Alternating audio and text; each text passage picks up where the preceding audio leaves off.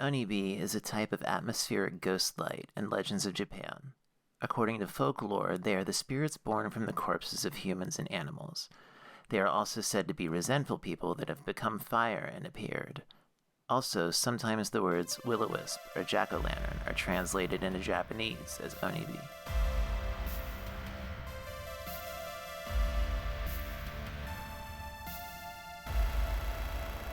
Today we learn what happens when I play games that are actually from this decade, and when it's 80 degrees and I refuse to wear makeup.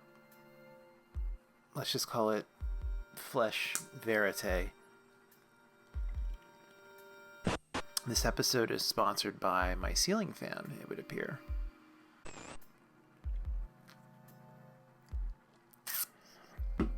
When I started this particular series, I had a different aim. To be honest, the very first Chop Shop was supposed to be about a tiny documentary on my microchip implants, but my dumbass forgot to record audio on it while I was doing them, so I had to skip ahead to video game reviews instead. However, things kind of opened up once I got my hands on a Switch and realized how many wild-ass indie cyberpunk games are available. So recently, I went blindly into Sense, a cyberpunk ghost story. And something I expected to lean more towards cyberpunk action turned out to lead hard into the ghost story part of the title. It's survival horror, and honestly that's more in my wheelhouse than any notion of modern action stuff anyway. I understand it might seem like I'm slacking on this review or didn't finish the game, but that's not the case. My aim here is not to spoil too much for you in case you want to play it yourself. And if you'd rather skip the game part and just watch a walkthrough elsewhere, that's on you, be my guest. You play as Meilin Mack, a woman meeting someone named Onibi on a date, but burdened by shit luck en route. Before long, the misfortune piles up like crazy, and who knows if her date ever shows up. There's a cool 2.5D art style with well-illustrated characters and storefronts and such, and the format is primarily side-scrolling with fairly simplified point-and-click interactions. I say fairly because it took my dumbass a while to get the hang of it.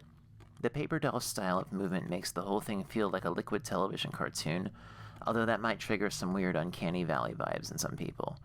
Considering some of the characters you interact with, I think that style of animation works. About that interface, cycling through options took me some getting used to. I realized after the fact that it was a way of leaving out a mouse pointer, which makes sense. As you approach something you can interact with, the A button pops up with the interact option. The thing it takes a moment to suss is, if any other interactable objects or people are on the same Z-axis, you cycle through your options with the B button. The point-and-click bits tend to lead you by the hand at first, but you'll regret biting that hand once you're on your own in the apartment complex. The 2.5D diorama style adds tension in a weird way. Something that always gave me the creeps in the original Doom games was the way all the sprites were forced 2D in a 3D world. So no matter what, a dead body is going to face you and stare at you in some cases. Not intentionally, but out of necessity in terms of programming. So seeing some 2D elements creep into the foreground is eerie. In one or two cases, your cursor thingy will pop up very large and close right between you and Meilin, and if you're feeling tense enough, it almost registers as a jump scare. As you turn corners in the apartment complex, the game rotates around you and unfortunately goes to a load screen. It would have been really cool if the corner animations were fluid, but it is what it is. At one point in a crawl space, the camera is pretty zoomed in and it adds more tension, because if something's going to happen to you, it's going to appear a lot larger now. Combat plays out more like a QuickTime event. You'll want to remember that, because my first instinct was to wail on people until I realized things only connect if the game needs them to. I found myself sort of dreading battles because of the clunky battle mechanics, but to be honest, even more dread came from the tension of wondering what or who will happen to you next. If the idea of replaying Maniac Mansion makes you reflexively grind your teeth, this game isn't for you. Not only that, but you'll be searching the same things repeatedly sometimes. A back scratcher in a storage closet is commented upon like it's set dressing, but later on you'll need it. Instead of picking it up right away, you'll have to wait till it has a use in order to actually pick it up. Not only that, but you have to use it in conjunction with a ruler, which exists as a bag of school supplies that you keep ignoring the first couple times. In some cases, things don't exist until you check and double check the same piece of furniture or whatever. So basically, anytime you're stuck, try to interact with whatever's been left in the various rooms, or keep an eye on your PDA, because they'll blink red if something hidden is nearby. Eventually, you'll have entire apartments wiped clean except for the door you entered from. And whatever you do, turn off the fucking garbage disposal before you cram your hand in the sink. I think nowadays with walking simulators, we're conditioned to be okay with just a story, and straight away this is pretty interesting, with plenty of world building and lots of backstories on the various characters, and still a pretty thick air of mystery throughout. Continuing on the no spoilers tip, the moment things go less cyberpunk and more ghost story is really clever. If you were in Mei Lin's shoes, you'd probably lose your mind.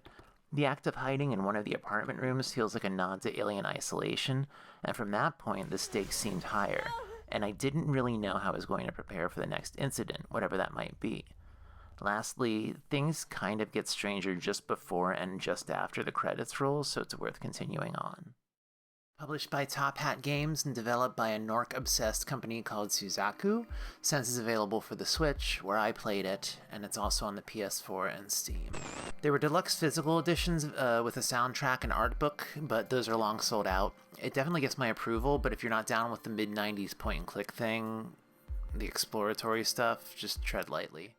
Let me tell you about Cyber Protocol. At first glance, I admired the simplistic Peter Chung-esque cityscape in the intro, but to be honest, I had no idea what this was going to be. It was cheap, it looked simplistic, and I couldn't glean the mechanics from the eShop listing, and let me tell you, this game fucking rules.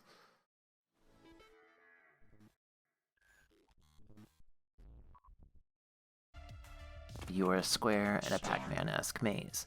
The only controls are up, down, left, right, and a temporary zoom out button. Pushing in a direction flings you in said direction until a wall stops you or some variation of death. Pac-Man-esque also means lots of dots. Small ones are a small bit of points, large ones more, bonus squares even more still. You don't need to collect them all, but it feels better if you do. The main task is really teaching yourself the language of how the walls or other objects can catch you, how far you can plan ahead, and whether you can do things expeditiously to stay one step ahead of some of the moving hazards. It sounds very easy, and the first stage almost feels like an insult. Stage 4 changes things. All of a sudden, a game that seemed overly simplistic reveals its true nature, and I felt delighted that it snuck up on me this way. Those hazards, they're introduced one by one on nearly every stage at first. Some walls will kill you. Little shuriken things with set patterns kill you. Your most prevalent enemy is a box that kills you after a second or so, meaning you can sit there shortly, but you'd better keep moving. Then there are massive deadly lasers. Then there are portals. Then there are terminals that turn fatal squares safe. Then there are blocks you leech onto and use as a little vehicle. I wound up with the same feeling of exhilaration that Sega's Head-On gave me, and it felt like a sucker punch when it happened. Later on, even the spare time you need to make decisions is taken away by one enemy in particular. Shit gets nasty. I like that it's a puzzle game that asks you how far you're willing to push your greed. I like that it keeps you on your toes to the extent that when you're somewhere safe, you don't necessarily believe you're really safe.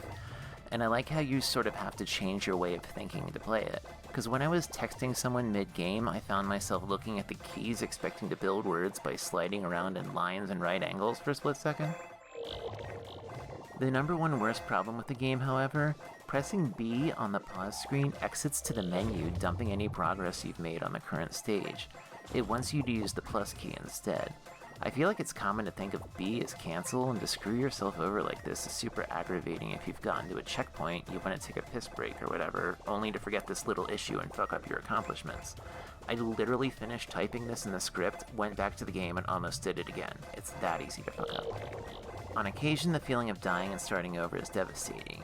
You keep forgetting, ah shit, there wasn't a checkpoint yet, or oh fuck, I have to do this section again, a lot.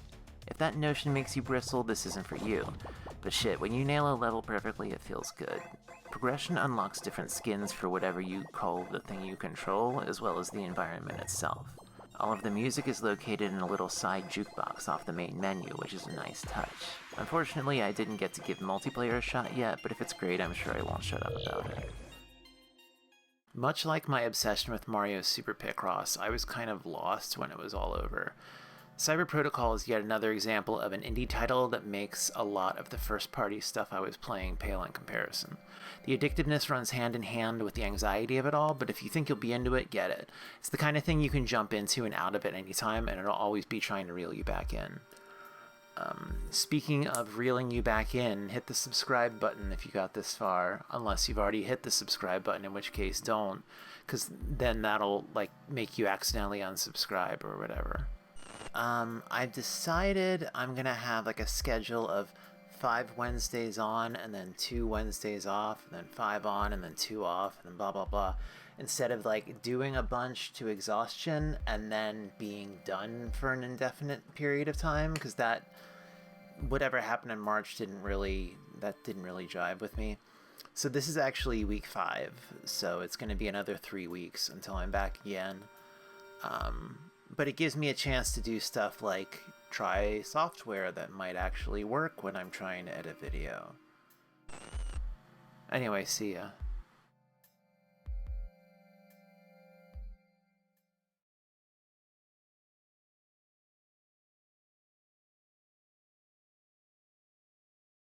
Because it's Friday night, the Long Island machine was once again down. I mean, it was full of like the syrup, but I think they just dumped that in there and it wasn't like icy yet, and so here we are again with this shit.